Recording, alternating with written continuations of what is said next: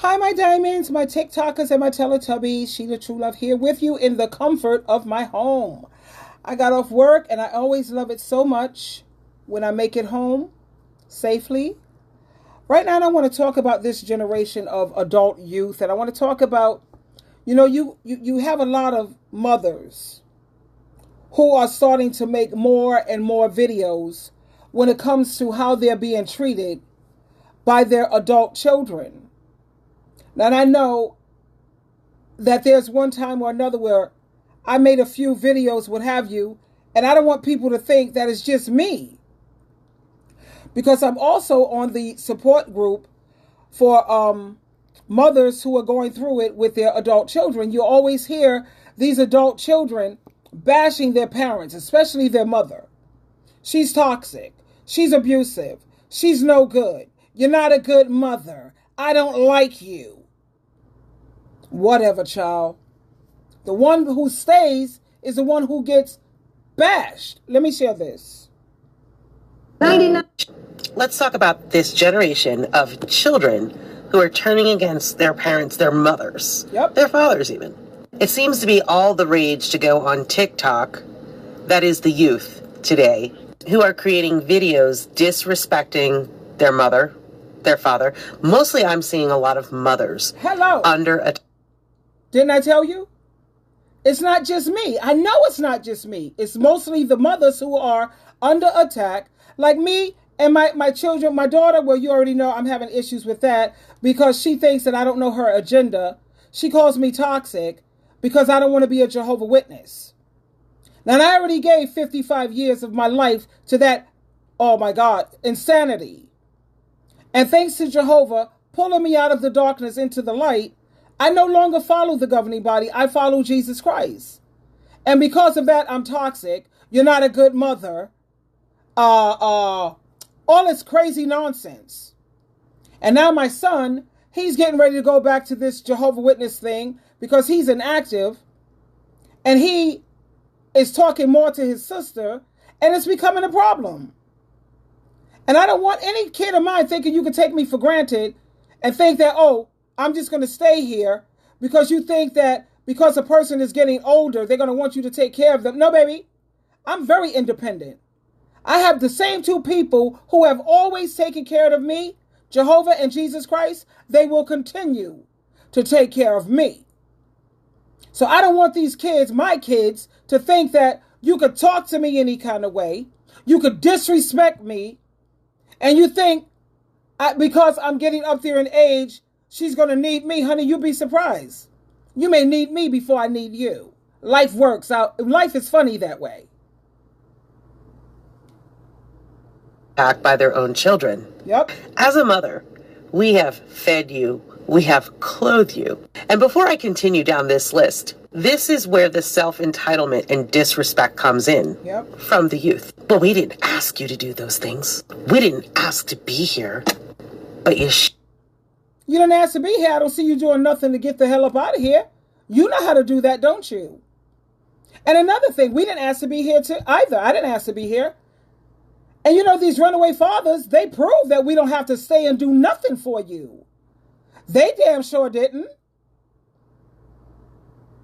And I'm encouraging mothers, please give these kids to their father. I know my children, they wouldn't be where they are today if I would have left them with their daddy, who's now a heroin addict, crystal meth and crack, and smoking dope.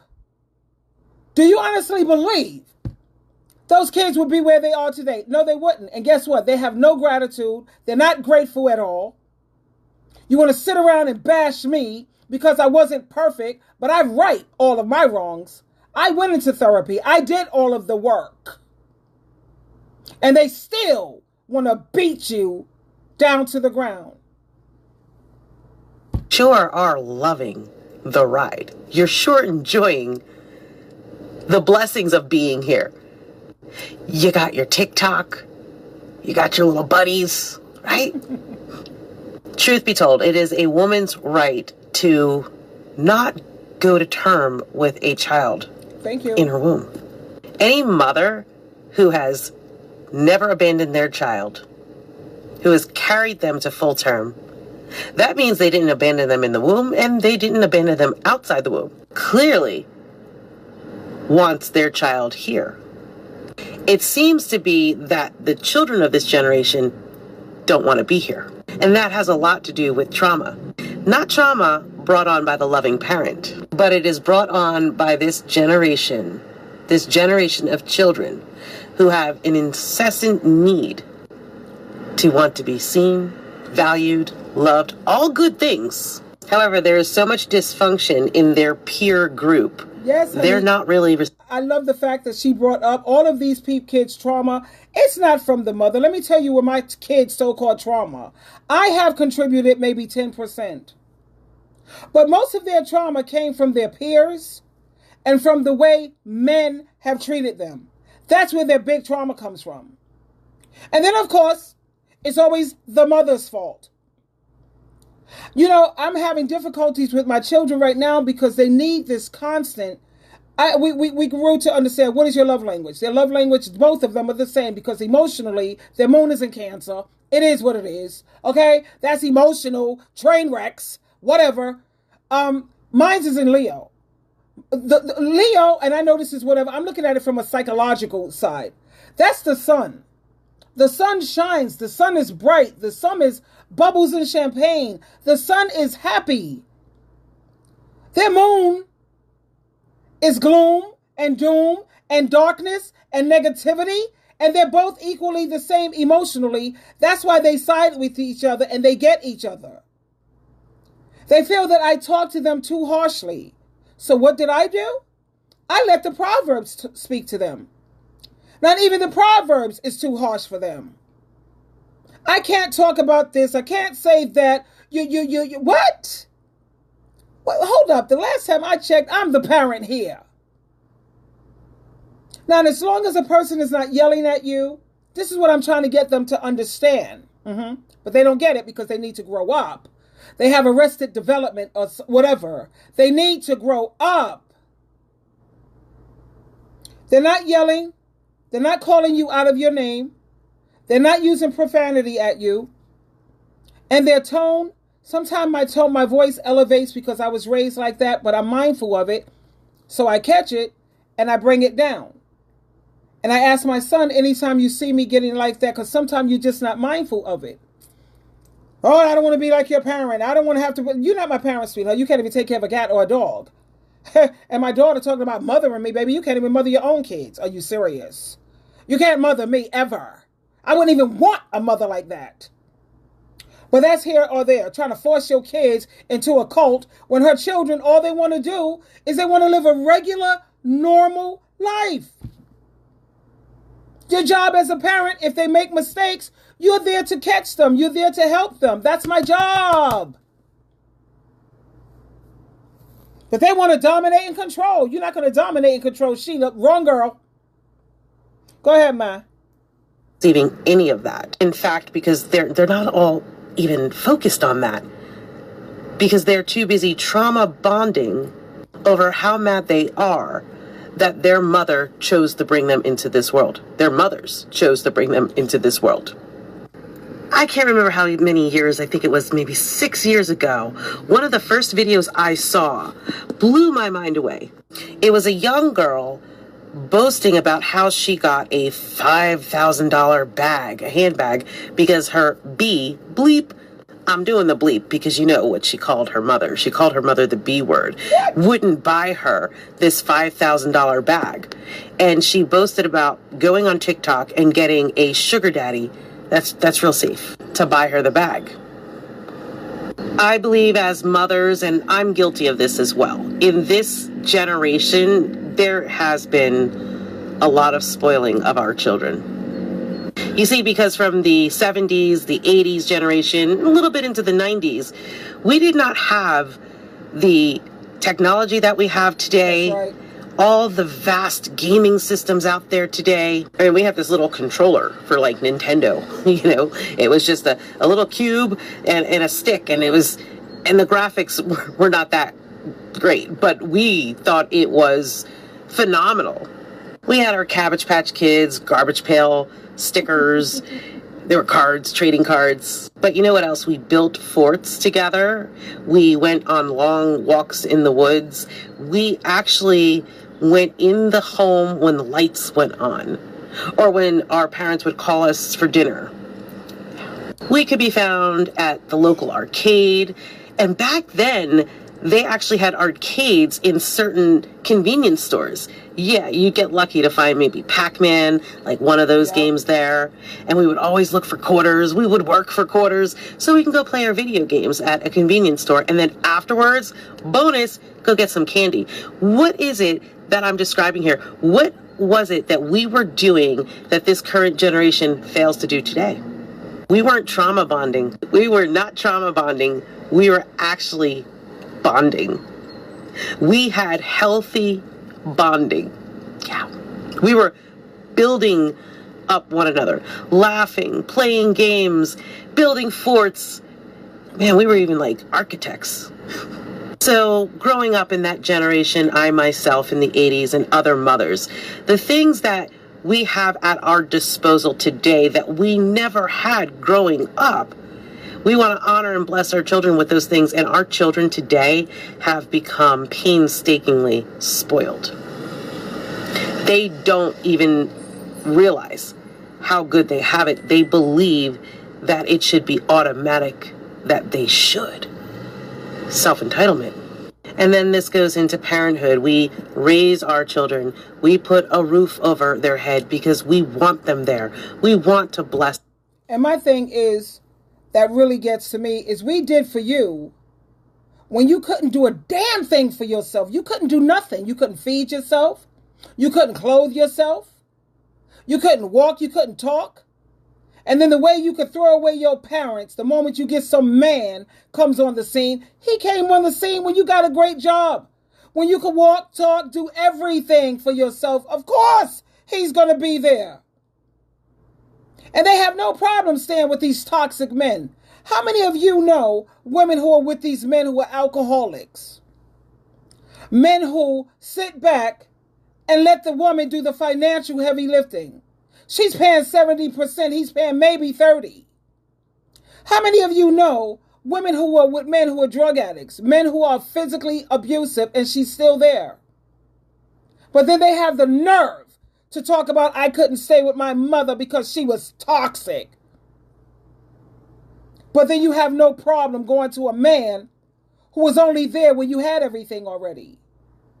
But the woman who gave birth to you, and the reason why you're even breathing, you could treat them like they're nothing. And they treat the good parents the same way they treat the bad ones. And I'm going to show you that. I'm going to prove it. I always like proof, evidence. Our children. We give them everything that we could possibly give them, right? In some cases, we don't always give them what they want.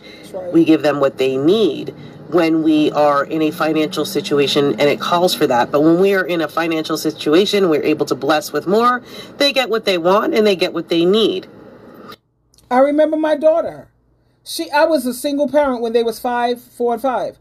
And I was a struggling single parent, working every day, doing the best I could. I buy her stuff. She was like, because I had to shop at Conway's. She didn't appreciate nothing. My son, he was appreciative. My daughter, she was like, you don't have nothing nobody want. You don't have nothing nobody need. She was, child. She tells me, I don't even like you. Really? Okay. You got 2 kids now. That girl didn't appreciate nothing. And to this day, she's the same way. I'm still battling with her, trying to be there for someone who don't even like me because I don't want to be a Jehovah's Witness. That's the root of our problem. That's the number one root. Will she admit it? No. We are there emotionally for them. We are their doctor, their lawyers, their advocates, their nurse. We are their nurturers. Thank you. We are mother. It's a powerful role. And this interesting thing takes place when they get older. I think they did it all themselves. And there is some dysfunction in the home. So then you have the ones that are raised in a dysfunctional home, believing that they have a kin, and they all get together and they huddle together and they bash their parents or parent. Yep. And they believe that that is called adulthood.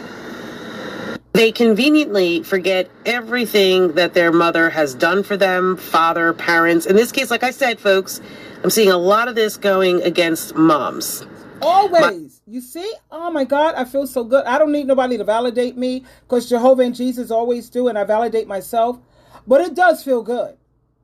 I know it. It's always the mother. The fathers, they're smart. They're smart. They left. I'm out of here. They already know how this is going to work. They know how this is going to play out. They be like, deuces, I'll come back, give them a sob story. They'll believe it.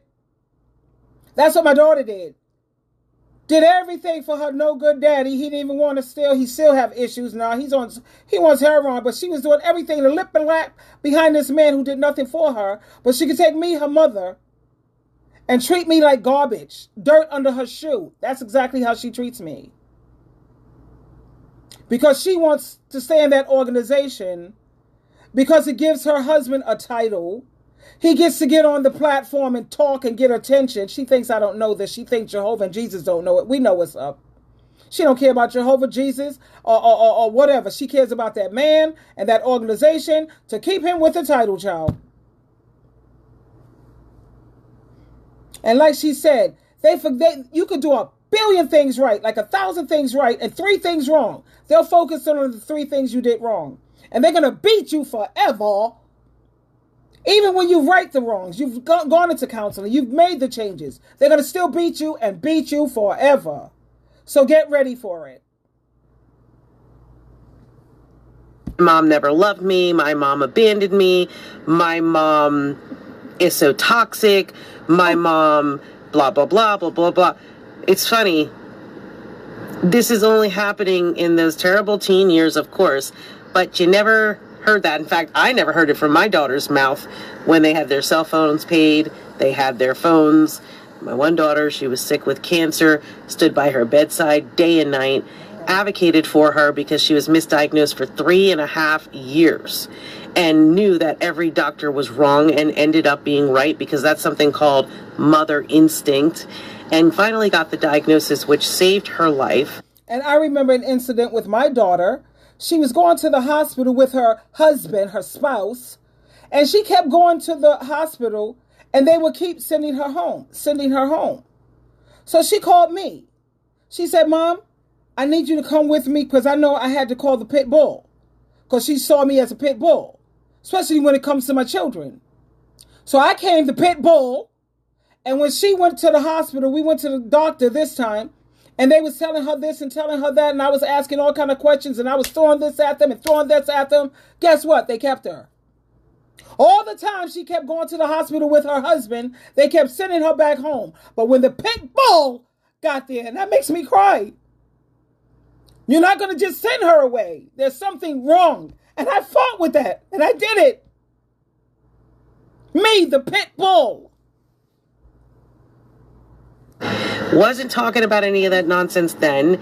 Wasn't talking about it when they get the hottest fashion, the favorite perfume, the Ulta makeup, the credit cards, the rides to the friend's house, the sleepovers, having friends over. Listen, folks, we can go down a long list. Every single one, and now I'm speaking to this generation of youth. When you have parents that are there for you through thick and thin, that is not a license to abuse that, number one. Number two, or take them for granted. I think my son, he takes me for granted. He thinks she ain't going nowhere. Yeah? I got surprises for that kid. I got surprises for him. Ask yourself this question. Were you talking all that smack about your loving mother or father or both when you were receiving the things that you wanted, as well as the things that you need? You weren't. This generation thinks it's cool. It is adult-like. Hold on, that's just one mother. Okay, I have another mother here, and she's going to share her experience. All right, you got to hear me out. Can we stop letting these grown-ass adult children guilt trip y'all? Gaslight you? Stop it. Just stop. Let me just say something. Hear me out, okay? Hear me out. If you did everything you could, you know damn well you gave them everything you could, you provided for them any way you could. You sacrificed everything possible that you could. And you did for them. And they want to come back at this shit as, oh, I'm so traumatized because I was disciplined. Or I'm so traumatized by blah, blah, blah, blah, blah. Really? Then it's time for you to go on about your life. You gotta say bye. See ya. See ya. There's one thing I've learned about these adult children is they want to be adults, but they want to act like fucking children. Hello. And that's what I keep trying to tell my son. I can't keep blowing smoke up your behind, validate me. I did the research on this validation problem. It comes from low self-esteem. It comes from depression, anxiety, and refusing to let go of the past and hanging on to trauma that these men did to you. Stop blaming me for that nonsense.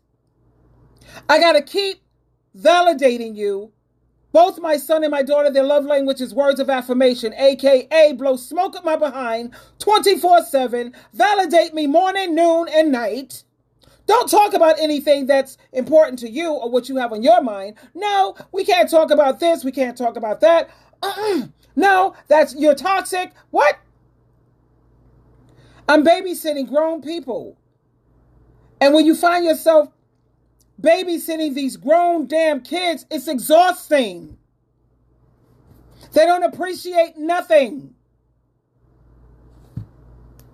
They want all the benefits of being adults. Yeah. But they want to act like fucking children. Parenting doesn't come with a manual. There's no written pages. You learn by trial and error. But an adult child who continues to ask for the love that you didn't provide for them, and they are traumatized by their adulthood or their childhood, can we just say see ya? Good luck.